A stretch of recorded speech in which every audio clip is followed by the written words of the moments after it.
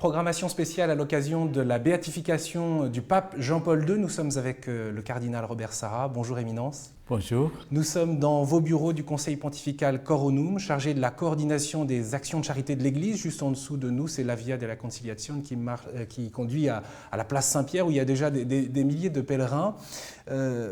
C'est Jean-Paul II, au fond, qui vous a appelé à Rome en 2001. C'est lui aussi qui vous a nommé en 1979, au tout début de son pontificat, archevêque de Conakry. Ça crée des liens entre vous et lui? D'abord, j'ai été nommé par Paul VI et à l'époque, notre gouvernement n'a pas accepté ma nomination. Il a fallu négocier pendant 1 an et 4 mois et j'ai été confirmé, bien sûr, par le pape Jean-Paul II. Et lorsque je suis arrivé pour lui dire bonjour, le remercier de la confiance qu'il avait envers moi en me nommant archevêque, il a dit, mais vous êtes un archevêque bébé, un évêque bébé. Oui, vous aviez 34 ans, vous étiez le plus jeune évêque du monde à l'époque. Effectivement, j'étais le plus jeune évêque du monde, dans une situation très complexe, difficile, comme un régime communiste, athée, et qui avait expulsé tous les missionnaires, qui avait également mis en prison l'archevêque de Conakry, Monseigneur Chidimok, que je viens d'enterrer il y a 3 semaines. Et donc, c'était vraiment une situation difficile, mais j'étais content de la confiance qui m'a été donnée par le pape Jean-Paul II. Vous avez été dans votre pays, et vous le demeurez, une figure, celui de défenseur de la liberté, de la promotion de la dignité humaine. L'archevêque Karol Wojtyła à Cracovie était aussi un défenseur de la liberté, confronté au régime communiste, épié par la police secrète. Est-ce qu'il y a eu une connivence particulière entre vous qui s'est établie? Je crois que les hommes de Dieu ont quelque chose de commun. Nous savons que la gloire de Dieu, c'est la gloire de l'homme, et la gloire de l'homme, c'est la gloire de Dieu. Et donc, en défendant l'homme, nous ne faisons que glorifier Dieu. Et je pense que Jean-Paul II, comme tout évêque, a une tâche importante, qui est la défense de la liberté, la défense de la dignité de l'homme, parce qu'en faisant cela, eh bien, nous remettons Dieu à sa place dans notre société. Et vous avez éprouvé vous-même, comme lui, ce qu'il en coûtait de combattre pour la gloire de Dieu. Quand on regarde sa vie aujourd'hui, évidemment, il est présenté comme un modèle de sainteté en tant que bienheureux. Qu'est-ce qui fondait, qu'est-ce qui nourrissait sa résistance spirituelle pour vous? Je pense que sa relation à Dieu. Quand on voyait Jean-Paul II prier, on sentait qu'il était en profond lien avec Dieu, que Dieu vivait en lui et que lui vivait en Dieu. Et donc sa sainteté vient comme une présence de Dieu dans sa vie. Et Dieu est saint. Et je pense que la vie de Jean-Paul II a été marquée par la présence de Dieu dans sa vie. A été marqué également par cette volonté de redonner à l'homme cette dimension spirituelle. Il a vécu, comme vous l'avez dit, une société communiste où Dieu était peut-être absent, comme aujourd'hui du reste, Dieu est très souvent absent dans nos préoccupations économiques, politiques, etc. Et redonner à l'homme cette possibilité d'être en lien avec Dieu, ça le fait grandir.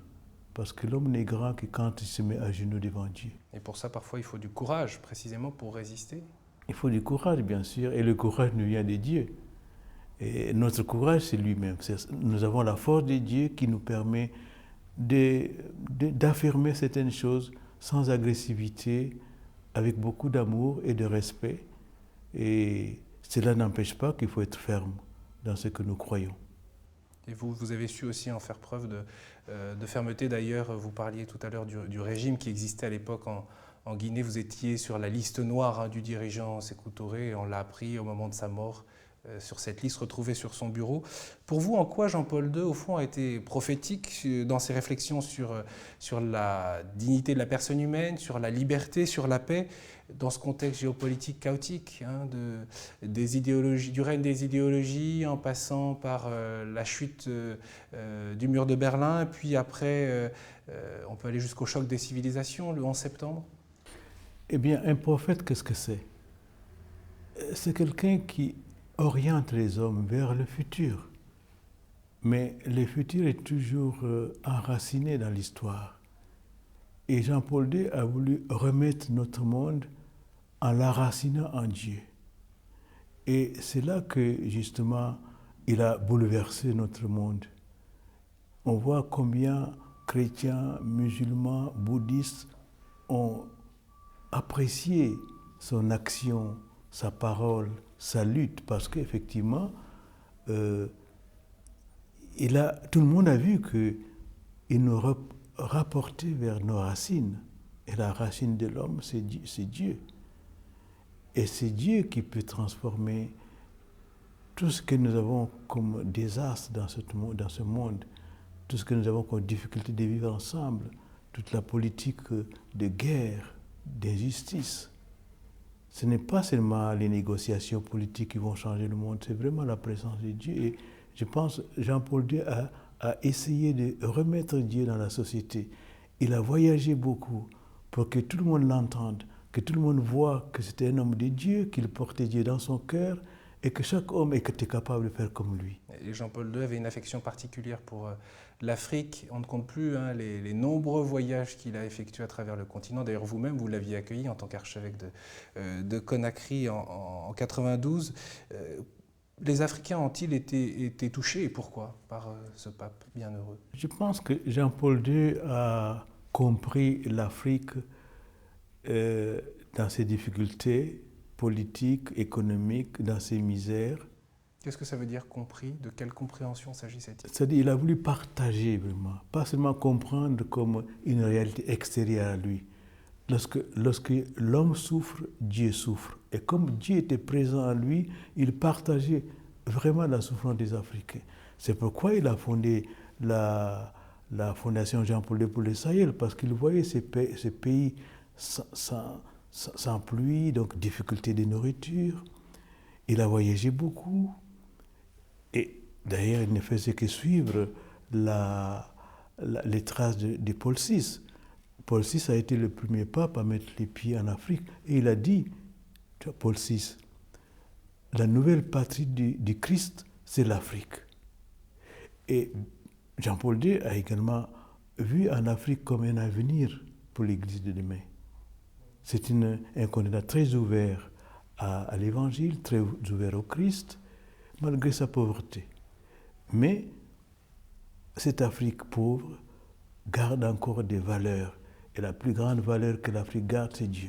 Il y a des rencontres qui vous ont marqué, notamment lors de ces visites de Jean-Paul II en Afrique, qui restent gravées dans votre mémoire, dans votre cœur, vous? Moi, je pense que c'était... Quelquefois, il surprenait les gens.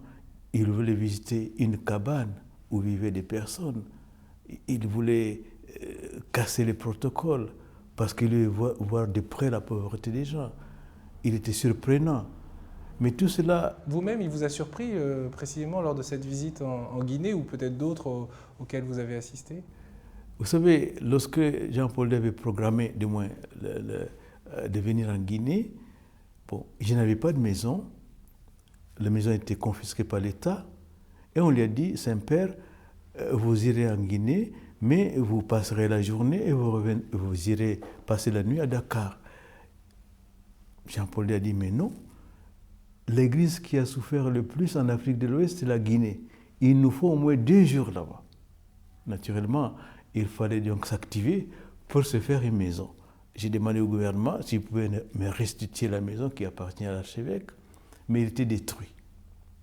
Le gouvernement a dit, ben, écoutez, on va le faire, programmer le pape pour 2 jours en Guinée, et c'est comme ça que le pape est venu. C'était surprenant, mais il a voulu passer 2 nuits à Conakry pour justement vivre tout ce qu'a vécu cette église qui, pendant 26 ans, a souffert du régime de Sékou Touré. Et son voyage, sa visite, a eu un effet pour les Guinéens, pour le pays? C'était vraiment un encouragement pour l'Église, également une assurance que malgré que nous étions isolés, l'Église de Guinée était restée dans le cœur du pape et qu'elle était également dans le cœur de toute l'Église universelle.